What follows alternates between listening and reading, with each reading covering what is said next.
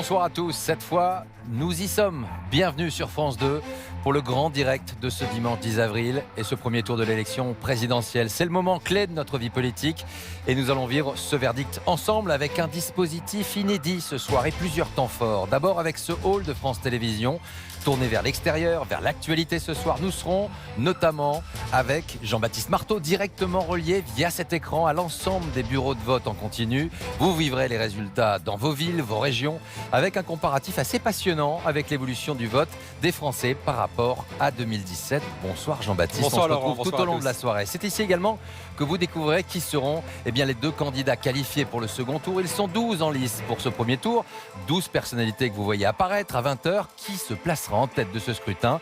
Les résultats de chacun, leur position avec notre partenaire Ipsos Sopra Steria. Et puis bien sûr, toutes les images, nos invités, les réactions, tous les QG des candidats que vous voyez apparaître sur cet écran. Nous serons en lien avec l'ensemble de nos envoyés spéciaux à chaque instant. Plusieurs temps forts ici, mais aussi sur le grand plateau du journal. Avec qui? Avec Anne-Sophie Lapix. Bonsoir Anne-Sophie. Bonsoir Laurent, bonsoir à vous tous et bienvenue sur ce plateau que vous connaissez bien. C'est celui des journaux et des éditions spéciales. C'est celui où nous allons accueillir tous les invités politiques. Ils seront nombreux. Ils viendront commenter les résultats, bien entendu, nous révéler les consignes de vote pour le second tour. Ils viendront aussi débattre. Il y aura 3 grands débats, car cette élection pourrait une nouvelle fois faire bouger les lignes, redessiner le paysage politique. Et puis sur notre grand écran, vous le voyez apparaître derrière moi, cette mosaïque de nos envoyés spéciaux. Ils ne sont pas dans les QG politiques, mais auprès de restaurateurs, de Français engagés, de jeunes, de moins jeunes. Nous entendrons leurs attentes, leurs préoccupations et nous serons partout, à Rennes, à Nice et en Outre-mer, en Guadeloupe, en Nouvelle-Calédonie, partout, je vous disais.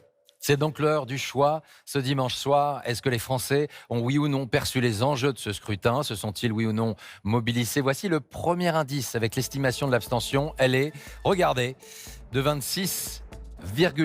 Il a la science des chiffres justement et doit apporter et supporter ce poids d'une estimation d'un premier tour de l'élection présidentielle ce soir. Notre partenaire Ipsos Sopra Steria, c'est Brice Teinturier qui, vous le voyez avec toutes ses équipes, est en train de recueillir l'ensemble des remontées de chaque ville de France